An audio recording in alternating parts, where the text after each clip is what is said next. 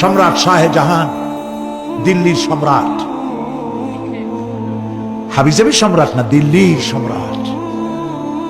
এখন কোথায়? কবরের মধ্যে। সে আজ কবরের মধ্যে ভিক্ষুকের মতো সূরা আল-হামদুর মতো একটি সূরার মুহতাজ হয়ে ভিক্ষুকের মতো শুয়ে আছে। সম্রাট শাহজাহান মসজিদে বসে আছে, এক ফকির ঘুরতেছে।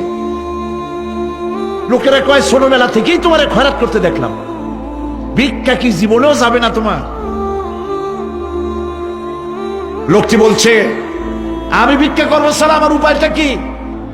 এই লোকটি আমি ভিক্ষা করা ছাড়া করবো কি? লোকেরা তো আমার 4 টাকা 50 টাকা 100 টাকা দেয় না, 4 আনা 5 আনা 1 টাকা এই আমার দেয়, এ দিয়ে আমি বড় লোক হবো কেমন?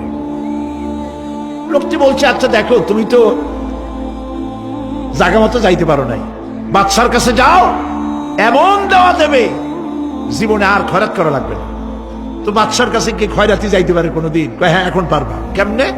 সম্রাট শাহজাহান এখন একা একা মসজিদে আছেন। তখনকার এসব বাদশারা অনেকে নামাজি ছিলেন, দিনদার ছিলেন। ফকির দরজার কাছে দাঁড়াইয়া দেখতে পাচ্ছে কেউ নাই, দেহরক্ষীরা দূরে দূরে দাঁড়ানো। বাদশাহ মসজিদের ভেতরে বসে হাত তুলে ঝুলতেছে আর কাঁদতেছে, চোখের পানি দিয়া দাঁড়িয়ে ভিজে ভিজে পড়ছে। এই দৃশ্য অনেকক্ষণ দেখলো ফকির।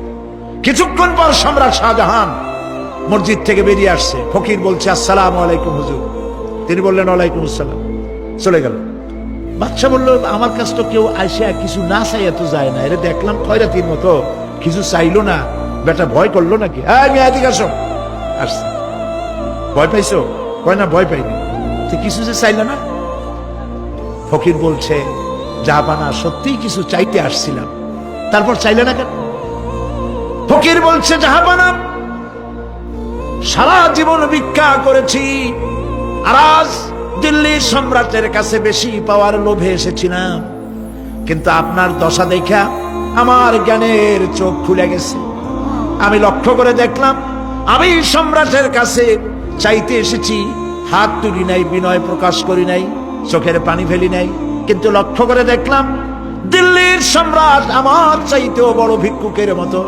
আবার কোন সম্রাটের কাছে হাত তুলে কান্দে? আমার জ্ঞানের চোখ খুলে গিয়েছে, আমি বুঝতে পেরেছি সম্রাট কান্দে যেই সম্রাটের কাছে, তারে ছাড়া আর কারো কাছে জীবনে চাইব না।